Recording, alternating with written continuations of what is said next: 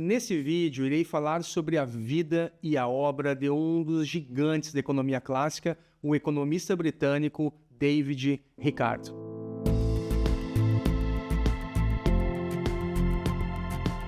Olá, bem-vindos ao canal, sou Rafael Tisconzi. Se você é novo por aqui, nesse canal compartilho conteúdos de finanças, investimento e economia. Por favor, inscreva-se, faça seus comentários, sugestões e deixe um like se gostarem desse material. David Ricardo nasceu em Londres em 1772, terceiro filho de uma família de financistas judeus de origem portuguesa. Ele começou a trabalhar com seu pai aos 14 anos na Bolsa de Valores de Londres. Em 1793, estabeleceu-se por conta própria após romper com a família e enriqueceu, graças ao sucesso em especulação na Bolsa. Retirou-se dos negócios aos 40 anos e descobriu a economia política através das obras de Adam Smith e Jean-Baptiste. Suas primeiras publicações foram artigos de teor monetário lançados no Morning Chronicle. Em 1819, foi eleito deputado na Câmara dos Comuns. Saiu em 1823 por razões de saúde e faleceu no mesmo ano, com 51 anos. David Ricardo defendeu o livre câmbio e a estabilidade da moeda e teve influência decisiva para a adoção do Peel Act, que reforçou o peso do Banco Central em questões relativas à criação da moeda fiduciária. David Ricardo é considerado o principal teórico da escola clássica inglesa. Apoiando-se nos trabalhos de Adam Smith, ele reformulou a teoria do valor-trabalho e apresentou uma reflexão original sobre a repartição da renda, dos lucros e dos salários. Defensor do livre câmbio, pronunciou-se contra as leis protecionistas do Reino Unido que impediam as importações de cereais a preço baixo provenientes do continente, Corn Laws. A ele se deve a célebre teoria das vantagens comparativas, base de sustentação da análise liberal no campo das relações econômicas internacionais. As suas principais obras são Ensaio acerca da influência do baixo preço do cereal sobre os lucros do capital, em 1815, Princípios de Economia Política e Tributação, escrito em 1817. O pensamento de David Ricardo está centrado em 4 ideias principais. Iremos explorá-las individualmente. A primeira ideia: o valor dos bens decorre simultaneamente do trabalho humano e do capital técnico. Ricardo reformula a teoria do valor-trabalho, levando em conta a utilização do capital técnico.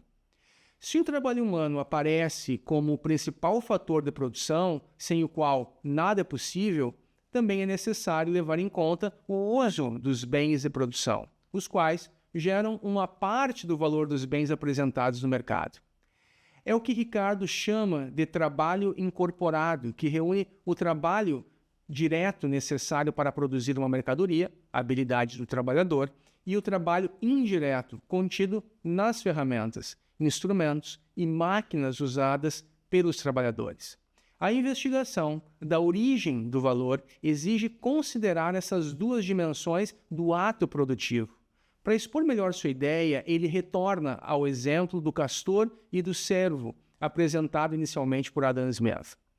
O valor das mercadorias é modificado não só pelo trabalho imediatamente aplicado em sua produção, mas também pelo trabalho dedicado às ferramentas, às máquinas, às instalações que servem para criá-los. Suponhamos que a arma para matar o castor exija para sua fabricação muito mais trabalho do que uma arma suficiente para matar o servo. É provável que um castor valha mais de 2 servos, exatamente, porque, considerando-se tudo, é preciso mais trabalho para matar o primeiro. Ricardo, assim, considera que existe ainda uma categoria restrita de bens cujo valor não depende das quantidades de trabalho necessário para a sua fabricação. Seu valor se funda em sua raridade. São as obras de arte, quadros, estátuas, livros antigos, cujo preço é determinado pela propensão de alguns indivíduos em adquiri-los. Ricardo define essa categoria como bens não reprodutíveis, em oposição aos bens reprodutíveis saídos da indústria, cujo valor é determinado pelo recurso ao trabalho e ao capital. Ricardo distingue também dois tipos de preço: o preço natural e o preço corrente. O preço é o indicador do valor dos bens no mercado. Ele representa a quantidade de moeda que se pode obter ou que se deve ceder em troca do bem em questão. O preço natural ele corresponde aos custos de produção, trabalho incorporado, salários, compra das matérias-primas, uso do capital. O preço corrente é determinado pelo jogo da oferta e da procura no mercado. A médio prazo, Ricardo considera que o preço natural e o preço corrente tendem a se igualarem. A segunda ideia relevante no pensamento de David Ricardo é: Ricardo vincula os mecanismos da repartição à atividade econômica global. A divisão salário-lucro está no centro da dinâmica econômica. O valor do trabalho humano sobre a forma de qualquer mercadoria é função dos custos de produção necessários para obtê-la. O preço natural do trabalho, portanto, depende do preço dos meios de subsistência que permitem ao trabalhador reproduzir sua força de trabalho e manter a sua família. É o famoso salário de subsistência. O preço natural do trabalho é o que fornece aos operários, em geral, os meios de subsistir e perpetuar sua espécie sem um aumento nem diminuição. O preço natural do trabalho, portanto, depende do preço dos meios de subsistência e das coisas necessárias ou úteis ao sustento do operário e de sua família. Uma alta no preço desses objetos aumenta o preço natural do trabalho e esse diminui com a baixa dos preços. O preço corrente do trabalho é, em si, função das condições do mercado de trabalho. Quando a oferta de trabalho é superior à demanda de trabalho, o salário diminui. Ocorre o inverso, quando a demanda de trabalho for superior à oferta. Nesse caso, o salário tende a aumentar. Nesse ponto, David Ricardo concorda com Adam Smith e Malthus. A taxa salarial resulta do crescimento demográfico. Quando a população de trabalhadores está em aumento, os empresários lançam mão da concorrência entre os trabalhadores para reduzir sua remuneração. É por isso que Ricardo, tal como Malthus, discorda das leis dos pobres, que em períodos de dificuldade econômica podem se traduzir no aumento da fecundidade, gerando uma quantidade de mão de obra excedente, que então se torna prejudicial ao equilíbrio econômico e às condições de vida dos próprios trabalhadores. O aumento do preço dos bens de subsistência acarreta uma alta dos salários e, portanto, uma queda nos lucros que pode levar a uma estagnação da economia. O encarecimento do preço dos bens de subsistência, sobretudo o aumento do preço do trigo, é gerado por rendimentos decrescentes da agricultura, os quais pode-se somar um aumento da população. Aqui, Ricardo se inspira nas perspectivas pessimistas de Malthus. O número de bocas a alimentar aumenta, ao passo que a produção agrícola não consegue atender a demanda. Como o preço natural do trabalho se funda no preço dos bens de subsistência, os salários aumentam. Ora, para Ricardo, o lucro do empresário é um residual que corresponde aos preços das mercadorias vendidas, subtraídos os encargos, em particular os salários. O aumento dos salários, assim, acarreta a queda dos lucros que permitem financiar o investimento. Esse estado do sistema econômico resulta no estado estacionário, que corresponde à interrupção do crescimento. Essa análise será usada por Marx para extrair a sua teoria da baixa tendencial das taxas de lucro. A terceira ideia relevante no pensamento de David Ricardo é que uma criação monetária excessiva leva à inflação. O Estado não deve se exceder na emissão do papel moeda. A Grã-Bretanha foi gravemente atingida pela inflação durante o conflito com a França. Assistiu-se uma depreciação do papel moeda, isso é, das cédulas de dinheiro, e a uma alta do ouro. David Ricardo considera que o aumento do preço do ouro está ligado a uma emissão excessiva de papel moeda. Ele sustenta essa tese em 3 artigos sobre o preço do ouro, escrito em 1809 para o Morning Chronicle, e depois na obra Resposta às Observações Práticas sobre o relatório do Comitê Bullion, do Sr. Bossaquet, publicada em 1811. Em seus Princípios de Economia Política e Tributação, de 1817, David Ricardo ressalta a tentação que pode levar um governo a emitir um excesso de papel moeda. Segundo a teoria do valor, toda mercadoria tem um preço, determinada pelo tempo de trabalho necessário para a sua produção. A moeda é uma mercadoria como outra qualquer, e seu valor decorre do tempo de trabalho útil para a sua produção. Ora, o papel moeda pode ser produzido com grande facilidade, ao contrário da moeda de ouro ou de prata, que se baseia na extração e na cunhagem do metal. Assim, um governo pode mandar imprimir um excesso de cédulas monetárias. Os bancos devem limitar seus créditos à economia. Se não existem limites à fabricação do papel moeda, o mesmo ocorre com a moeda criada por simples jogos de escrituração no sistema bancário, isto é, a moeda bancária. Assim, os bancos, tal como o Estado, com a emissão de notas, teriam um poder monetário ilimitado. Não se deve esquecer que os banqueiros enriquecem apenas com os juros que derivam dos créditos à economia. Os bancos só obtêm rendimentos quando asseguram sua clientela oferecendo liquidez. Portanto, eles têm o máximo interesse em que um grande número de pessoas precise de financiamento, mas a multiplicação dos créditos se traduz necessariamente no fenômeno de criação monetária, o que resulta na inflação, a qual pode se equiparar à alta dos preços. No entanto, o papel moeda é extremamente útil para a realização das transações, assim como o crédito se mostra indispensável ao desenvolvimento da indústria. Para sair desse dilema, David Ricardo propõe vincular a criação do papel moeda e da moeda bancária à reserva de ouro dos bancos. É o que ficou conhecido como Currency Principle. David Ricardo se opõe ao Banking Principle, defendido naturalmente pelos banqueiros, que, em termos de criação monetária, deixa uma certa margem aos bancos para sustentar a atividade e o crescimento econômico.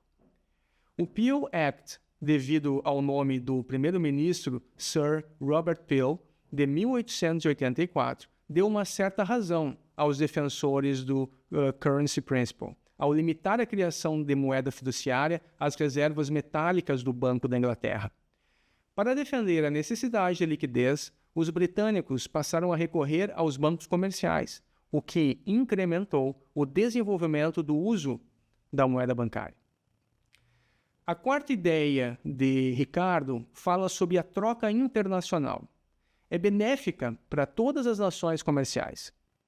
O recurso ao comércio exterior impede a baixa da taxa de lucro. David Ricardo procura evitar o estado estacionário na Grã-Bretanha. Se o preço dos cereais britânicos é elevado demais, parece necessário importar cereais estrangeiros mais baratos. A redução dos preços dos produtos de primeira necessidade se traduz numa baixa dos salários e, portanto, no inchamento dos lucros. Ademais, é preciso diminuir e até eliminar os direitos protecionistas que impedem a importação de trigo na Grã-Bretanha. De fato, os proprietários fundiários, com o objetivo de maximizar seus recursos com uma alta taxa de renda da terra, haviam feito pressão sobre as autoridades políticas. Com uma tarifa protetora elevada, cria-se um obstáculo à produção estrangeira. Ricardo, então, se alinha com os empreendedores industriais que buscam lucro contra os proprietários fundiários rentistas e, assim, reivindica a abolição das leis sobre os cereais, Corn Laws. Se o comércio exterior da economia inglesa se apresenta como uma necessidade, não se passa o mesmo com outras nações, refletia David Ricardo. A troca internacional é benéfica para todas as nações participantes. A teoria ricardiana da troca internacional é justificada pelos mesmos princípios avançados por Smith em sua metáfora da mão invisível. Cada nação, ao buscar seus interesses nacionais, contribui para atender aos interesses da comunidade econômica internacional. O livre câmbio, assim, aparece como um programa para o bem de todos. Depois do laissez-faire, é preciso laissez-passer. Segundo Ricardo, num sistema de total liberdade do comércio, cada país dedica seu capital e sua atividade ao uso que melhor parece lhe convir. A perspectiva do interesse individual condiz plenamente com o bem universal de toda a sociedade. Assim, estimulando a atividade, recompensando o talento e tirando o melhor partido possível dos benefícios da natureza, chega-se a uma melhor distribuição e uma maior economia no trabalho. Ao mesmo tempo, o aumento da massa geral dos produtos difunde o bem-estar por toda parte. A troca une todas as nações do mundo civilizado com os laços comuns do interesse, com relações amistosas, e cria uma única grande sociedade. David Ricardo enuncia a lei das vantagens comparativas. Ao contrário da visão smithiana da troca internacional, Ricardo não raciocina mais em termos de vantagens absolutas, e sim em termos de vantagens comparativas. Um país pode preferir importar certos produtos que poderia fazer a custos mais baixos do que os do estrangeiro, se com isso tiver a perspectiva de conquistar uma posição dominante em outras produções exportáveis. Na origem da teoria ricardiana está a observação das realidades econômicas e comerciais britânicas no começo do século XIX. A Grã-Bretanha não tinha interesse em importar trigo, mesmo pagando mais caro, se a industrialização lhe garantia uma vantagem comparativa para vários produtos manufaturados. Dizia Ricardo, suponhamos 2 trabalhadores, ambos sabendo fazer sapatos e chapéus. Um deles pode ser excelente nos 2 ofícios, mas, fazendo chapéus, ele supera seu rival apenas em 1/5, isto é, em 20%, ao passo que, trabalhando nos sapatos, ele tem uma vantagem de 1/3, isto é, 33%. Não seria de interesse de ambos que o trabalhador mais hábil se dedicasse exclusivamente ao ofício de sapateiro e o menos hábil ao de chapeleiro? Exposto no capítulo 7 dos Princípios de Economia Política e Tributação, o raciocínio ricardiano se baseia num exemplo imaginário, o mais famoso da literatura econômica sobre o comércio internacional: a troca do tecido inglês pelo vinho português. Na Inglaterra, a produção de tecido exige o trabalho de 100 operários durante um ano, e a produção de vinho é realizada por 120 operários durante o mesmo período. Em Portugal, a produção de vinho requer trabalho de 80 operários, e a fabricação de tecido supõe o uso de 90 operários. Para os 2 produtos, o tecido e o vinho, a produção portuguesa é mais econômica em termos de trabalho. No entanto, especializando-se em vinho, Portugal pode comprar mais tecidos do que produziria se desviasse uma parte do seu capital da vinicultura para a indústria têxtil. Cada país opta pelo tipo de produção em que se destaca. As receitas obtidas com as exportações permitem financiar as importações. O interesse das 2 nações se funda na especialização: o tecido para a Inglaterra e o vinho para Portugal. Assim, surge a divisão internacional do trabalho já evocada por Adam Smith. Bom, como se explicam as vantagens comparativas? David Ricardo não se detém muito sobre as origens das vantagens comparativas de uma nação no quadro da especialização internacional. No entanto, ele menciona a existência de vantagens naturais, situação geográfica, clima, fertilidade do solo, e vantagens artificiais, como a maior inteligência dos operários e a superioridade dos instrumentos de produção, isto é, do capital.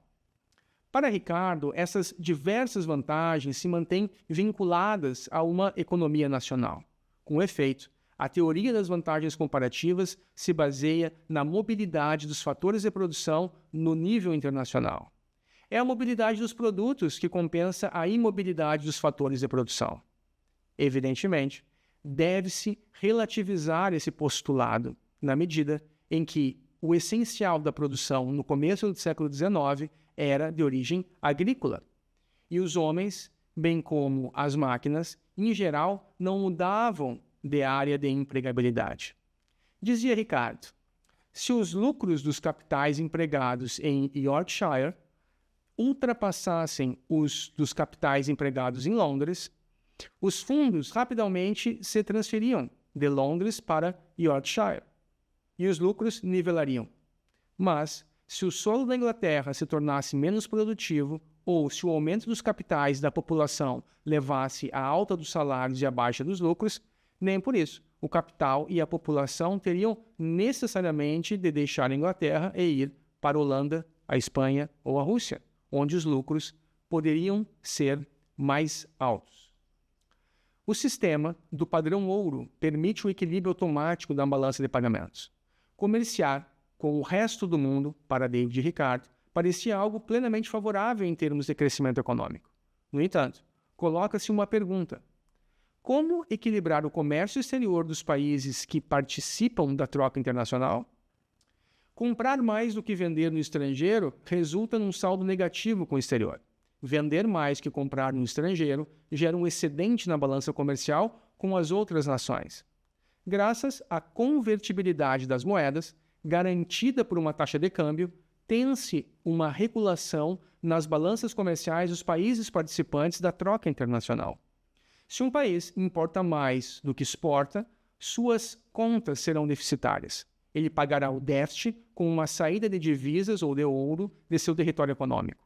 Essa retirada do metal precioso trará como consequência uma diminuição dos meios de pagamento dentro da economia nacional, o que, por sua vez, acarreterá uma baixa dos preços.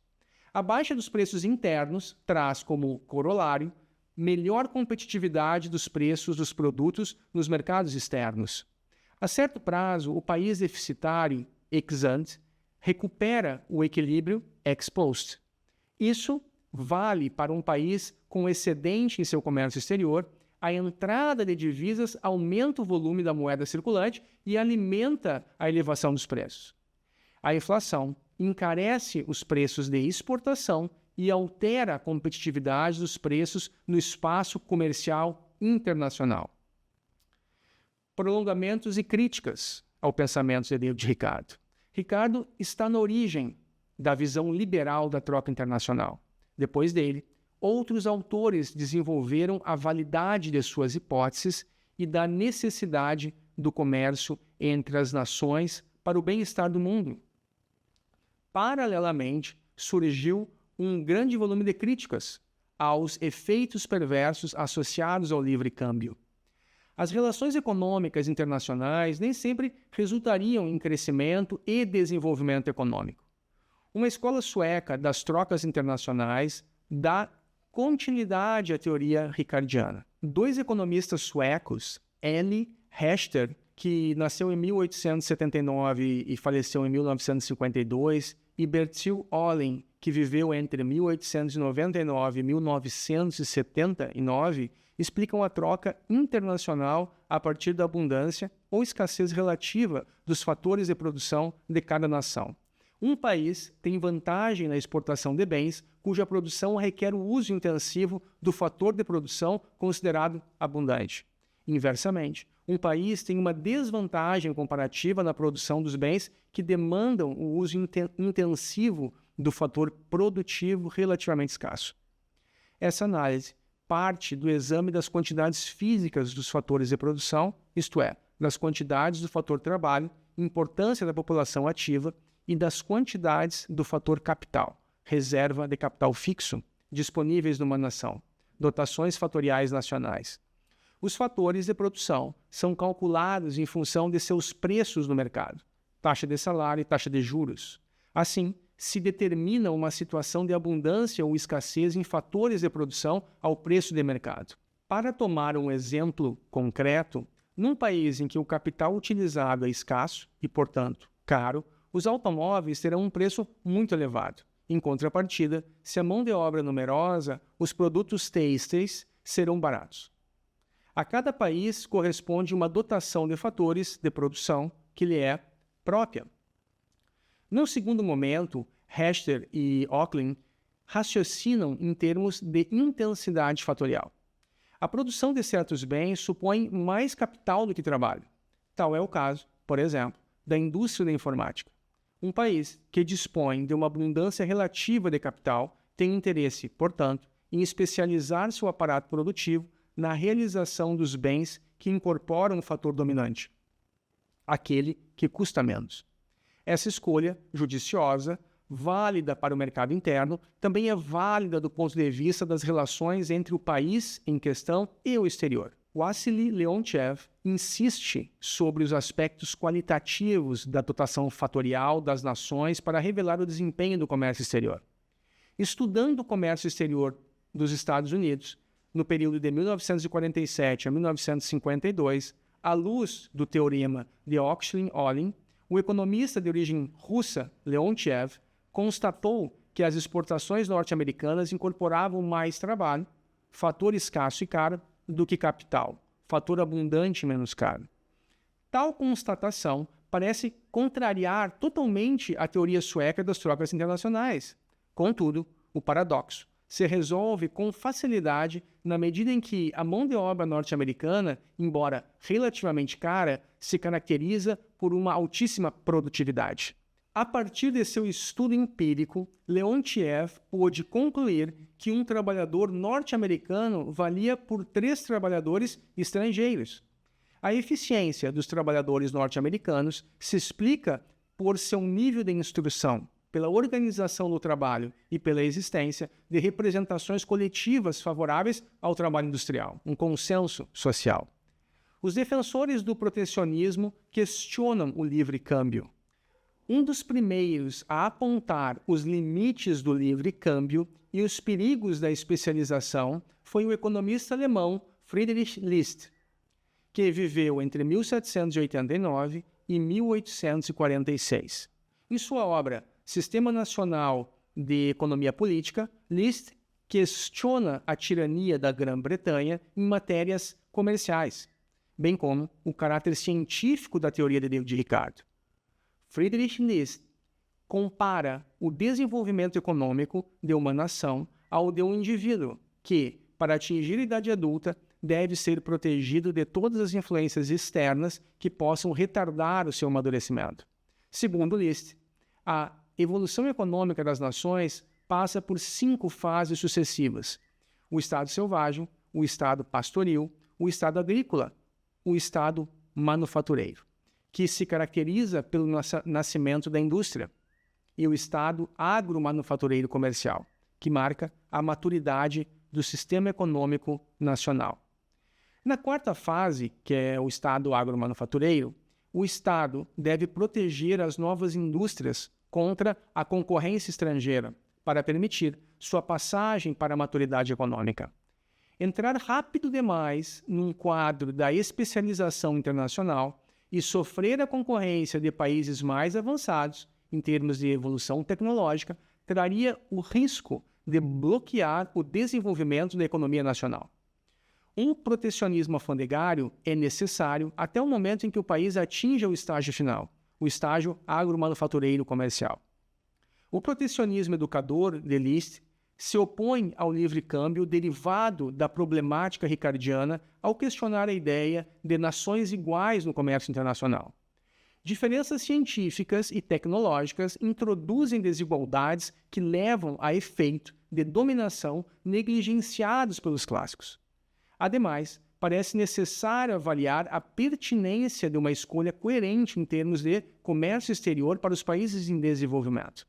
Uma inserção demasiado rápida na divisão internacional do trabalho não traria o risco de prejudicar o processo de industrialização ou de restringir o desenvolvimento desses países a funções de subcontratação em favor dos países mais ricos? Sim, é algo para refletir. O keynesianismo preconiza a retração do livre câmbio em períodos de crise econômica e subemprego. Em sua obra A Treatise on Money, Tratado sobre a Moeda, de 1930, Keynes recomendava a criação de tarifas alfandegárias para salvaguardar e desenvolver o emprego nacional. Os direitos alfandegários, além de sua função de proteção, podem permitir o financiamento de uma parte do Programa de Expansão Interna, novo impulso à atividade econômica. Mais recentemente, o economista neo-keynesiano Nicholas Kaldor preconizou a condução de estratégias protecionistas em caráter temporário para permitir a revigoração das indústrias tradicionais dos países desenvolvidos ameaçados pelas jovens indústrias dos países em desenvolvimento. As hipóteses ricardianas parecem parcialmente invalidadas pela globalização das economias. A teoria das vantagens comparativas se funda em um postulado desmentidos pelo exame das realidades do comércio internacional. O raciocínio ricardiano se baseia em várias hipóteses altamente teóricas, como a imobilidade dos fatores de produção, recursos naturais, trabalho e capital, que é compensada pela mobilidade dos produtos. É fácil constatar que se assiste, na maioria das economias modernas, à mobilidade de capital, transferência de tecnologia e do trabalho humano, migrações profissionais. Outras hipóteses, livre ingresso na indústria, produção de rendimentos constantes, foram refutadas pelos fatos. É evidente que a produção em grande escala permite abaixar os preços de custo e as nações que têm importantes canais de escoamento internacional podem oferecer suas exportações a preços atraentes dos mercados mundiais.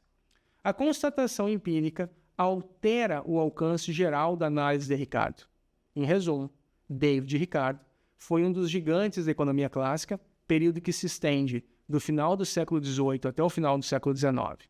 Ele fez várias contribuições duradouras e importantes para a economia, sendo a teoria do valor-trabalho e a teoria das vantagens comparativas as mais proeminentes. Ricardo também desenvolveu a primeira teoria econômica rigorosa da distribuição e extraiu as suas consequências. Finalmente, ele tinha uma visão de um sistema econômico onde os preços relativos eram determinados principalmente pelo custo de produção e onde a procura e a utilidade desempenhavam pouco ou nenhum papel. Essa visão foi posteriormente adotada e formalizada por Piero Sraffa e tornou-se a base da escola neo-ricardiana do pensamento econômico. Obrigado por assistirem, compartilhem sua percepção sobre esse tema, espero que tenham gostado, não esqueçam de se inscreverem no canal, deixe seu like e nos vemos no próximo vídeo. Tchau!